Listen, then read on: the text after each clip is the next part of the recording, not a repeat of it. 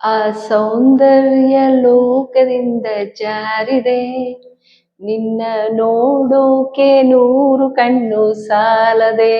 ಓ ನವಿಲೆ ಹೆಣ್ಣವಿಲೆ, ಓ ನವಿಲೆ ನವಿಲೆ ಹೆಣ್ಣವಿಲೆ ನವಿಲೆ. ಚಂದ ಆಡ್ತೀನಲ್ಲ ನಾನು. ಇತ್ತೀಚೆಗೆ ಸಿಕ್ಕಾಪಟ್ಟೆ ಟ್ಯಾಲೆಂಟ್ ಗುರು. ನನ್ಗೆ ಹಾಡೆಲ್ಲ ಹೇಳೋದ್ ಕಲ್ತ್ ಬಿಟ್ಟಿದೀನಿ. ಲಿರಿಕ್ಸ್ ಎಲ್ಲ ಚೆನ್ನಾಗಿ ಬರ್ತಾ ಇದೆ ಅಲ್ಲ, ಖುಷಿ ಆಯ್ತು ನನ್ಗು. ಚಂದ ಹಾಡ್ತಾ ಇದ್ದೇನೆ. ನಿನ್ನೆ ಸಾಡಿದ್ದೆ, ಇವತ್ತು ಸಾಡಿದ್ದೆ.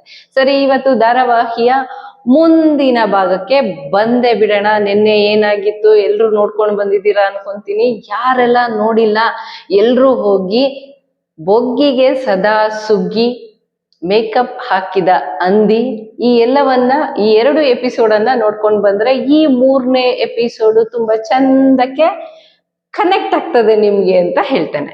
ಸರಿ, ಈ 3ನೇ ಎಪಿಸೋಡಲ್ಲಿ ಏನಿದೆ ಅಂದ್ರೆ, ಒಂದು ನವಿಲು, ಒಂದು ಹಂದಿ, ಒಂದು ನಾಯಿ ಜೀವನದಲ್ಲಿ ಹೇಗೆ ಮೇಲೆ ಬರುತ್ತೆ, ಆದ್ರೆ ಎಷ್ಟು ಸಮಾಜದಲ್ಲಿ ಗೌರವ ಸಿಗತ್ತೆ, ಯಾವ ರೀತಿಯಾಗಿ ಇವರು ಆರ್ಥಿಕವಾಗಿ ಸದೃಢರಾಗ್ತಾರೆ, ಅಂದ್ರೆ ಆರ್ಥಿಕವಾಗಿ, ಶೈಕ್ಷಣಿಕವಾಗಿ ಹಾಗೂ ಸಾಮಾಜಿಕವಾಗಿ ಯಾವೆಲ್ಲ ಸ್ಥಾನಮಾನಗಳನ್ನು ಪಡ್ಕೊಂಡಿದ್ದಾರೆ ಅನ್ನೋದ್ರ ಬಗ್ಗೆ ಇವತ್ತು ಚರ್ಚೆ ಮಾಡೋಣ. ಮೊದಲಿಗೆ ನಮ್ಮ ನವಿಲಿನ ಪರಿಚಯ ಮಾಡ್ಕೊಂಡ್ಬಿಡೋಣ. ನಮ್ಮ ನವಿಲು, ನಮ್ಮ ಪ್ರೀತಿಯ ಮುದ್ದು ನವಿಲು. ನಮ್ಮ ನವಿಲು ನೋಡಿ, ನವಿಲು ಅಂದ ಕೂಡಲೇ ಇದನ್ನ ಇನ್ನೊಮ್ಮೆ ಹೀಗೆ ಆಡಿಸುವ ಅಂತ ಆಗ್ತದೆ. ಸರಿ, ಇದನ್ನ ಇಟ್ಕೊಂಡೇ ಹೇಳೋಣ ನವಿಲ್ ಬಗ್ಗೆ. ಇದು ಬಾರಿ ಚೆನ್ನಾಗಿ ಕಾಣಿಸ್ತಾ ಇದೆ ನನಗೆ ಕ್ಯಾಮ್ರಾದಲ್ಲಿ. ನಂಗೆ ಗೊತ್ತಿಲ್ಲ ನಿಮ್ಗೆಲ್ಲ ಹೇಗೆ ಕಾಣ್ತಾ ಇದೆ ಅಂತ. ನವಿಲಿಗೆ 2 ಡಿಗ್ರಿ ಇರತ್ತೆ. ಅಂದ್ರೆ ಶೈಕ್ಷಣಿಕವಾಗಿ ತುಂಬಾ ಒಳ್ಳೆ ಎಜುಕೇಶನ್ ಅನ್ನ ಪಡ್ಕೊಳ್ಳತ್ತೆ. ಯಾಕಂದ್ರೆ ಎಲ್ಲೂ ಡಿಸ್ಟರ್ಬೆನ್ಸ್ ಇಲ್ಲ ನವಿಲ್ಗೆ. ಮತ್ತೆ ಒಳ್ಳೆ ಎಜುಕೇಶನ್ ಪಡ್ಕೊಳತ್ತೆ, ಒಳ್ಳೆ ಕೆಲಸ ಮಾಡತ್ತೆ, ಒಂದು ಒಳ್ಳೆ ಮನೆಗೆ ಸೇರ್ಕೊಳತ್ತೆ, ಒಂದು ಒಳ್ಳೆ ಮದ್ವೆ ಮಾಡ್ಕೊಂಡು ಖುಷಿಯಾಗಿ ಗಂಡ, ಮನೆ, ಮಕ್ಕಳು ಅಂತ ಹೇಳಿ ಜೀವನನ ತುಂಬಾ ಚೆನ್ನಾಗಿ ಸಾಗಿಸ್ತಾ ಇರತ್ತೆ. ಸರಿ, ಇನ್ನೆರಡು ಒಂದು ಬೊಗ್ಗಿ, ಇನ್ನೊಂದು ಹಂದಿ. ಇವುಗಳ ಜೀವನ ಹೇಗಿದೆ ಅಂತ ನೀವು ತಿಳ್ಕೊಬೇಡ್ವಾ? ಅದ್ರ ಬಗ್ಗೆ ಕೂಡ ನಾನು ಹೇಳ್ತೇನೆ. ಈಗ ಏನಪ್ಪಾ ಅಂತ ಹೇಳಿದ್ರೆ, ನಮ್ಮ ಬೊಗ್ಗಿ ಬಗ್ಗೆ ತಿಳ್ಕೊಳ್ಳೋಣ. ಬೊಗ್ಗಿ ಜೀವನ ಏನಾಯ್ತು, ಬೊಗ್ಗಿ ಜೀವನದಲ್ಲಿ ಯಾರೆಲ್ಲ ನುಗ್ಗಿದ್ರು, ಬೊಗ್ಗಿ ಜೀವನದಲ್ಲಿ ಯಾರೆಲ್ಲ ನುಗ್ಗಿದ್ರಿಂದ ಈ ರೀತಿಯಾಗಿ ತರ ಇದ್ದ ಜೀವನ ಹೂಕೋಸ್ಕರ ಹೆಂಗ್ ಹಾಳಾಗೋಯ್ತು ಅನ್ನೋದ್ರ ಬಗ್ಗೆ ನಾವೀಗ ತಿಳ್ಕೊಳ್ಳೋಣ. ಬೊಗ್ಗಿ ಜೀವನ ಏನಪ್ಪಾ ಅಂದ್ರೆ, ಒಂದು 10th ಸ್ಟ್ಯಾಂಡರ್ಡ್ ಓದ್ತಾ ಇರುವಾಗ್ಲೇನೆ ಈ ಬೊಗ್ಗಿಗೆ ಊರಲ್ಲಿರುವ ಎಲ್ಲಾ ಒಂದು ಇವರು ಏನಂತಾರೆ, ಬೇರೆ ಬೊಗ್ಗಗಳ ಜೊತೆಗೆ ಕುಚುಕು. ಒಂದು ಫೈನ್ ಡೇ, ನಿನ್ನೆ ಹೇಳಿದ್ನಲ್ಲ ಹಾಗೆ, ಪಾಪ ಆ ಕಾಡಲ್ಲಿ ನಡಿಬಾರ್ದ ಘಟನೆ ನಡೆದಿದ್ದು ಊರೆಲ್ರಿಗೂ ಗೊತ್ತಾಗೋಗುತ್ತೆ. ಸೊ ಇದಕ್ಕೆ ಬೇರೆ ಏನ್ ಮಾಡಕ್ಕಾಗ್ದೆ ಪಾಪ ಮದುವೆ ಮಾಡ್ಕೊಳ್ಳೋ ಅಂತ ಪರಿಸ್ಥಿತಿ ಬಂದ್ಬಿಡತ್ತೆ. ಆ ಚಿಕ್ಕ ವಯಸ್ಸಲ್ಲೇ ಎಜುಕೇಶನ್ ಅನ್ನ ಡ್ರಾಪ್ ಮಾಡಿ, 10th ಫೇಲ್ ಅಂತ ಹೇಳಕ್ಕಾಗಲ್ಲ, ಡ್ರಾಪ್ ಔಟ್ ಅಂತ ಹೇಳ್ಬೋದು. ಯಾಕಂದ್ರೆ ಬ್ರೇಕಪ್ ಮಾಡ್ಕೊಳಕ್ ಆಗ್ಲಿಲ್ಲ. ಯಾಕಂದ್ರೆ ಎಲ್ರೂ ನೋಡ್ಬಿಟ್ಟಿದ್ರು ಪಾಪ ಇವರ ರಾಸಲೀಲೆಯನ್ನ. ಎಲ್ರೂ ನೋಡಿ ಊರೆಲ್ಲ ಪ್ರಚಾರ ಆಗೋಗಿದ್ ಕಾರಣ ಎಜುಕೇಶನ್ ಡ್ರಾಪ್. ಸರಿ, ಅದಾದ್ಮೇಲೆ ಯಾವ್ದೋ ಒಂದು ಹುದ್ದೆ ಮಾಡ್ಬೇಕಲ್ವಾ, ಕೆಲಸ ಮಾಡ್ಬೇಕಲ್ವಾ, ಮದ್ವೆ ಮಾಡ್ಕೊಂಡಾಗಿದೆ. ಸರಿ, ಗಂಡನ ವೃತ್ತಿಯನ್ನೇ ಮಾಡೋಣ ಅಂತ ಹೇಳಿ ಯಾವ್ದೋ ಒಂದು ಮಸಾಜ್ ಪಾರ್ಲರು, ಬ್ಯೂಟಿ ಪಾರ್ಲರು ಶುರು ಮಾಡ್ಕೋತಾರೆ ನಮ್ಮ ಕೆಂಪು ಸೀರೆಯ ಬೊಗ್ಗಿ ಆಂಟಿ ಅವರು. ಆಗ ಹುಡುಗಿ ಪಾಪ, ಯುವತಿ, ಕನ್ಯೆ, ಸುರಸುಂದರವಾದಂತಹ ಒಬ್ಳು ಕನ್ಯೆ ಈ ವೃತ್ತಿಯನ್ನ ಶುರು ಮಾಡಿ ಪಾಪ ಪಡಬಾರದ್ ಕಷ್ಟಪಟ್ಟು ಅವತ್ತಿಂದ ಇವತ್ವರೆಗೂ ಬರೋಬ್ಬರಿ 20 ವರ್ಷ, 16 ವರ್ಷಕ್ಕೆ ಮದ್ವೆ ಆದ್ರೆ ಅದನ್ನ ಮದ್ವೆ ಅಂತ ಹೇಳಲ್ಲ, ಒಂದೇನೋ ಆಕ್ಸಿಡೆಂಟಲ್ ಮ್ಯಾರೇಜ್. ಚೆನ್ನಾಗಿದೆಲ್ಲ, ಆಕ್ಸಿಡೆಂಟಲ್ ಮ್ಯಾರೇಜ್ ಆದಾಗಿಂದ ಇವತ್ವರೆಗೂ ಪಟ್ಟು ಪಾಡು, ನಾಯಿ ಪಾಡು ಗುರು.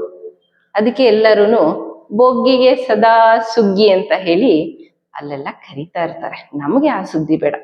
ಸರಿ, ಈ ಮಸಾಜ್ ಪಾರ್ಲರ್ ಬ್ಯೂಟಿ ಪಾರ್ಲರ್ ಅಲ್ಲಿ ಏನೆಲ್ಲ ನಡೀತು ಅಂತ ಹೇಳಿ ಊರೇ ಹೇಳುತ್ತೆ, ನಮ್ಮ ಇನ್ಬಾಕ್ಸ್ ಅಲ್ಲೆಲ್ಲ ಬರತ್ತೆ, ಎಲ್ರು ಹೇಳ್ತಾ ಇರ್ತಾರೆ. ಸರಿ, ಇನ್ಬಾಕ್ಸ್ ಅಲ್ಲಿ ಏನ್ ಬಂತು ಮೇಡಮ್ ಅಂತ ಕೇಳ್ಬೇಡಿ. ಯಾಕಂದ್ರೆ ನಿನ್ನೆ ಎಪಿಸೋಡ್ ಹೇಳಿದಕ್ಕೆ ಸಜೆಷನ್ಸ್ ಕೊಡಿ ಅಪ್ಪ, ಕತೆಗೆ ಇಂಪ್ರೂವೈಸೇಷನ್ ಕೊಡಿ ಅಂದಕ್ಕೆ ಎಲ್ಲ ಇಂಪ್ರೂವೈಸೇಷನ್ ಅನ್ನ ಬರ್ದಿರೋದನ್ನ ನಾನು ಹೇಳ್ತಾ ಇದ್ದೀನಿ. ಅದನ್ನು ಸೇರಿಸ್ಕೊಂಡು ಹೇಳ್ತಾ ಇದೆ. Just a story, one line story ತರ, ಇದು ಲಾಂಗ್ ಲೈನ್ ಸ್ಟೋರಿ ಆಯ್ತಾ. ಈ ಸ್ಟೋರಿಯಲ್ಲಿ ನಮ್ಮ ಹೀರೋಯಿನ್ ಬೊಗ್ಗಿಗೆ ಎಜುಕೇಶನ್ ಹೋಯ್ತು, ಸಮಾಜದಲ್ಲಿ ಗೌರವ ಇಲ್ಲದಾಗೆ ಆಯ್ತು. ಅರೆ ಶಿ ಇಸ್ ಬ್ಯೂಟಿಫುಲ್, ಸುಂದರಿ ಕಣ್ರಿ, ಸುಂದರಿ ಆದಕ್ಕೆ ಊರೆಲ್ಲರೂ ಹೋಗಿ ಕಾಂಟ್ಯಾಕ್ಟ್ ಮಾಡುವಂಥದ್ದು. ಆದ್ರೆ ಕ್ಯಾರೆಕ್ಟರ್ ಪಾಪ ತುಂಬಾ ಸಮಸ್ಯೆ ಆಗೋಗ್ಬಿಟ್ಟಿದೆ. ಏನ್ ಮಾಡೋದು, ನಾನ್ ಪಕ್ಕಾ ಲೋಕಲ್ ಅಂತ ಹೇಳ್ಕೊಳ್ಳೋಣ ಅಂದ್ರೆ ಧೈರ್ಯವಾಗಿ ಹೇಳ್ಕೊಳ್ಳೋಂಗಿಲ್ಲ, ಎಲ್ಲಾದ್ರೂ ಮುಖ ತೋರಿಸಿ ಮಾತಾಡೋಣ ಅಂದ್ರೆ ಮಾತಾಡೋಂಗಿಲ್ಲ. ಇದರಿಂದ ನಮ್ಗೆ ಅರ್ಥ ಆಗ್ಬೇಕಾಗಿರೋ ವಿಚಾರ ಏನಪ್ಪಾ ಅಂದ್ರೆ, 5 ಫ್ಲೋರ್ ಇದು ಮನೆ ಇದ್ರೂ ಕೂಡ, ಮನೆ ಮುಂದೆ ಒಂದು ಕಾರ್ ಇದ್ರೂ ಕೂಡ ಆ ಕಾರು ನಂದು ಅಂತ ಧೈರ್ಯವಾಗಿ ಹೇಳ್ಕೊಂಡು ಓಡಾಡೋಂಗಿಲ್ಲ, ಈ ಮನೆ ನಂದು ಅಂತ ಹೇಳ್ಕೊಂಡು ಓಡಾಡೋಂಗಿಲ್ಲ. ಎಲ್ರು ಹೇಳ್ತಾರೆ ಇದು ಅವನು ಕೊಟ್ಟ ಗಿಫ್ಟು, ಇವನ್ ಕೊಟ್ಟ ಗಿಫ್ಟು ಅಂತ ಹೇಳಿ ಪಾಪ ಆ ಹೆಣ್ಣು ಮಗಳಿಗೆ ನೊಂದ ಜೀವ ಕಣ್ರಿ ಸುಂದ್ರಿ. ಈ ಸುಂದ್ರಿ ಬೊಗ್ಗಿಯನ್ನ ಊರೆಲ್ಲ ಆಡ್ಕೋತಾರೆ. ನಮಗೂನು ಕರಳು, ನಮ್ಮ ಚಕ್ರವರ್ತಿ ಸೂಲಿಬೆಲೆ ಅವರು ಹೇಳ್ತಾರಲ್ಲ ಹಂಗೆ, ಕರಳು ಕಿತ್ತು ಬಂದ್ಬಿಡತ್ತೆ ಕಣ್ರಿ ಈ ಸ್ಟೋರಿಯನ್ನು ಕೇಳಿದ ತಕ್ಷಣ. ಯಾಕಂದ್ರೆ ಆ ಮಸಾಜ್ ಪಾರ್ಲರ್ ಒಳಗಡೆ ಏನೆಲ್ಲ ನಡೆಯುತ್ತೆ ಅನ್ನುವಂಥದ್ದನ್ನ ನಾನು ಹೇಳಲ್ಲ, ನನಗಿಷ್ಟ ಆಗಲ್ಲ. ನೋಡಿ, ಎಷ್ಟೇ ಸುಂದರವಾಗಿದ್ರೂ ಕೂಡ ನಮ್ಮ ಜೀವನನು ಸುಂದರವಾಗಿ ರೂಪಿಸ್ಕೊಳ್ಳೋದು ನಮ್ಮ ಕೈಯಲ್ಲಿ ಇರುತ್ತೆ. ನಮ್ಮ ನವಿಲಿನ ತರ ಇರ್ಬೇಕು. ಆಗ್ಲೇ ಹೇಳಿದ್ನಲ್ಲ, ನಮ್ ನವಿಲ್ ನೋಡಿ, ಏನೋ ಸುಮಾರಾಗಿದ್ರು ನೋಡಿ, ನವಿಲ್ಗಳಲ್ಲಿ ಗಂಡು ನವಿಲ್ ತುಂಬಾ ಚೆನ್ನಾಗಿರತ್ತೆ, ಹೆಣ್ಣು ನವಿಲು ಸ್ವಲ್ಪ ಸುಮಾರಾಗಿರತ್ತೆ. ಆದ್ರೆ ನವಿಲ್ಗಿರೋ ಗತ್ತೆ ಬೇರೆ. ಇದು ನಾಯಿ ಎಷ್ಟು ಚೆನ್ನಾಗಿದ್ರು, ಬ್ಯೂಟಿಫುಲ್ ಆಗಿದ್ರು, ಬಾಲ ಚೆನ್ನಾಗಿದ್ರು, ರೆಡ್ ಕಲರ್ ಡ್ರೆಸ್ ಹಾಕೊಂಡಿದ್ರು, ಏನ್ ಹಾಕೊಂಡಿದ್ರು, ಅದ್ರ ಕ್ಯಾರೆಕ್ಟರ್ ನಾರ್ತಾ ಇರತ್ತೆ. ಅದ್ರ ಏರಿಯಾದಲ್ಲೆಲ್ಲ ಜನ ಬೊಗ್ಗಿಗೆ ಸದಾ ಸುಗ್ಗಿ ಅಂತ ಹೇಳ್ತಾ ಇರ್ತಾರೆ. ಜೊತೆಗೆ ಬೊಗ್ಗಿ ಅಂತ ಹೇಳಿದ ಕೂಡ್ಲೆ ಇದಕ್ಕೆ ಭಯ ಆಗ್ಬಿಡುತ್ತೆ. ನನ್ನೇ ಕರೆದ್ರೇನೋ, ನನ್ನೇ ಕರೆದ, ನಾನಲ್ಲ ಅನ್ನತ್ತೆ. ಸರಿ, ಬೊಗ್ಗಿ ಕತೆ ಸೈಡಲ್ಲಿ ಇಡೋಣ. ಈಗ ಕೊಚ್ಚೆ ಹಂದಿಯ ಕತೆಗೆ ಬರೋಣ. ಈ ಕೊಚ್ಚೆ ಹಂದಿ ದುಡಿತಾ ಇದೆ, ಕತ್ತೆ ದುಡ್ದಾಗ ದುಡಿತಾ ಇದೆ. ಸುಮಾರು ಒಂದು 60 ವರ್ಷ ವಯಸ್ಸಾದ್ರೂ ಪಾಪ ಇತ್ತೀಚಿನವರೆಗೆ ಒಂದು ಸೈಕಲ್ ತಗೊಳಕ್ ಯೋಗ್ಯತೆ ಇಲ್ಲ, ಸೈಕಲ್ ತಗೊಳಕ್ ಆಗ್ಲಿಲ್ಲ. ಏನೋ ತುಂಬಾ ಕಷ್ಟಪಟ್ಟು ಸಿಕ್ಕಾಪಟ್ಟೆ ಬೆವರು ಹರಿಸಿ ಇತ್ತೀಚೆಗೆ ಯಾವುದೋ ಒಂದು ಸಣ್ಣ ವೆಹಿಕಲ್ ಅನ್ನ ಪರ್ಚೇಸ್ ಮಾಡ್ಬಿಟ್ಟಿದೆ. ಅದಕ್ಕೆ ಸಂಭ್ರಮ ನೋಡಕ್ಕಾಗಲ್ಲ, ಕೇಳಕ್ಕಾಗಲ್ಲ. ಕೊಚ್ಚೆ ಅಂದಿದು ಈ ಸಂಭ್ರಮ ನೋಡಿ ನನಗ್ ನಗಬೇಕು, ಅಳಬೇಕು, ಒಂದು ಗೊತ್ತಾಗಲ್ಲ. ಸರಿ, ಆ ಕಥೆನಲ್ಲಿ ಕೊಚ್ಚೆ ಹಂದಿ ಕತೆ ಇಷ್ಟ ಆದ್ರೆ ಕೊಚ್ಚೆ ಹಂದಿಯ ಬಿಲ್ಟಪ್ ನೋಡ್ಬೇಕು. As if she is CEO of some group of companies ಅನ್ನೋ ತರ, ನಾನು ಕೊಚ್ಚೆ ಹಂದಿ, ನಾವು ಗೊತ್ತಲ್ಲ ಕೇರಳ ಅವರು, ನಾವ್ ಹಿಂಗೆ ಅಂತ ಹೇಳಿ ಸುಮ್ನೆ ಕೇರಳ ಜನಕ್ಕೂ ಅವಮಾನ ಮಾಡ್ಕೊಂಡು ಓಡಾಡೋದು. ಜೊತೆಗೆ ನಾನು ಬೊಗ್ಗಿಗೆ ಹೇಳ್ಬಿಟ್ಟಿದೀನಿ, ಬೊಗ್ಗಿ ನೋಡು ಏನ್ ಮಾಡತ್ತೆ ಅಂತ ಹೇಳಿ ಬೊಗ್ಗಿಗೆ ಸಾಥ್ ಕೊಡೋದು. ಈ ಕೇರಳ ಹಂದಿ ಅಟ್ಲೀಸ್ಟ್ ಆ ನವಿಲನ್ನ ನೋಡಿ ಸ್ವಲ್ಪ ಬುದ್ಧಿ ಕಲ್ತ್ಕೊಳ್ಬೋದಿತ್ತು. ಒಂದ್ 25-30 ಸಾವಿರ ಯಾವ್ದೋ ಒಂದು ಕಂಪ್ನಿಯಲ್ಲಿ ಕತ್ತೆ ದುಡ್ದು ಸೇವಿಂಗ್ಸ್ ಮಾಡಿಲ್ವೋ, ಜೀವನ ಚೆನ್ನಾಗಿದ್ಯೋ, ಹರಿದು ಏನಾಗೋಗಿದ್ಯೋ ಆ ಭಗವಂತನಿಗೆ ಗೊತ್ತು. ಸೊ ಇದ್ರ ಜೀವನ ಸರಿ ಹೋಗೋದು ಬಹಳ ಕಷ್ಟ. ಯಾಕಂದ್ರೆ ಕೊಚ್ಚೆ ಹಂದಿಗೆ ಸ್ವಲ್ಪ ಹುಚ್ಚು ಕೂಡ ಸಿಕ್ಕಾಪಟ್ಟೆ ಜಾಸ್ತಿ ಇದೆ. ಎಷ್ಟು ಹುಚ್ಚಿದೆ ಅಂದ್ರೆ, ಯಾರ್ ಏನ್ ಮಾಡಿದ್ರು ತನ್ನ ಬಗ್ಗೆನೇ ಮಾಡಿದ್ರು, ತನ್ನ ಬಗ್ಗೆನೇ ಮಾತಾಡಿದ್ರು ಅಂತ ಹೇಳ್ಬಿಟ್ಟು ಹೋಗಿ ಕೊಚ್ಚಲ್ಲಿ ಬಿದ್ದೋಗೋದು. ಪಾಪ ಬೇಡ ಅಂತ ಅನ್ಕೊಳತ್ತೇನೋ ರಾತ್ರಿ ಮಲ್ಕೊಳ್ಳುವಾಗ, ನನ್ಗಿದೆಲ್ಲ ಬೇಡ, 4 ಕತ್ತೆ ವಯಸ್ಸಾಯ್ತು, ಇನ್ಮೇಲೆ ಹಂಗೆಲ್ಲ ಮಾಡಬಾರ್ದು ಅನ್ಕೊಂಡು ಮಲ್ಕೋಬಹುದು. ಆದ್ರೆ ಎದ್ದಿದ ತಕ್ಷಣ ವಾಪಸ್ ಅದೇ ಚಾಳಿ. ಸಾಲ್ದಿದ್ದಕ್ಕೆ ಈ ಕೊಚ್ಚೆ ಹಂದಿ ತಾನ್ ಕೊಚ್ಚೆಯಲ್ಲಿ ಬೀಳೋದಲ್ದೆ ಈ ಬೊಗ್ಗಿನ ಕೂಡ ಕರ್ಕೊಂಡು ಬಂದು ಕೊಚ್ಚೆಯಲ್ಲಿ ಒರಳಾಡಿಸ್ತಾ ಇದೆ. ನವಿಲು ತಲೆಯನ್ನೇ ಕೆಡಿಸ್ಕೊತಾ ಇಲ್ಲ ಗುರು.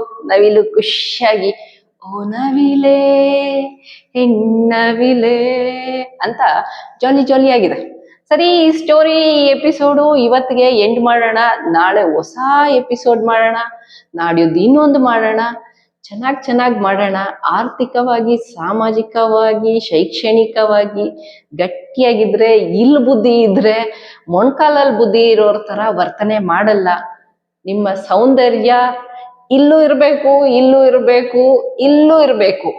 ಎಲ್ಲೋ ಒಂದ್ ಕಡೆ ಇದ್ರೆ ಆಗೋದಿಲ್ಲ. ಯಾಕಂದ್ರೆ ಸಮಾಜ ನಿಮ್ಮನ್ನ ಬೊಗ್ಗಿ, ಕೊಚ್ಚೆಯ ಹಂದಿ ಅಂತ ಕರೆಯುತ್ತೆ. ಸೊ ಈ ನೀತಿ ಪಾಠ ನಿಮ್ಗೆಲ್ಲ ಅರ್ಥ ಆಗಿದೆ ಅನ್ಕೊಂತೀನಿ ಸ್ನೇಹಿತರೆ. ಈ ವಿಡಿಯೋ ಇಷ್ಟ ಆಗಿದ್ರೆ ಹೆಚ್ಚು ಹೆಚ್ಚು ಶೇರ್ ಮಾಡಿ. ಯಾರು ಬೊಗ್ಗಿಗಳಾಗಬೇಡಿ, ಯಾರೂ ಕೊಚ್ಚೆ ಹಂದಿಗಳಾಗಬೇಡಿ ಅಂತ ಹೇಳ್ತಾ, ಜೊತೆಗೆ ಹೆಚ್ಚು ಹೆಚ್ಚು ಶೇರ್ ಮಾಡ್ಕೊಳ್ಳಿ. Thank you for watching this video. Thank you friends.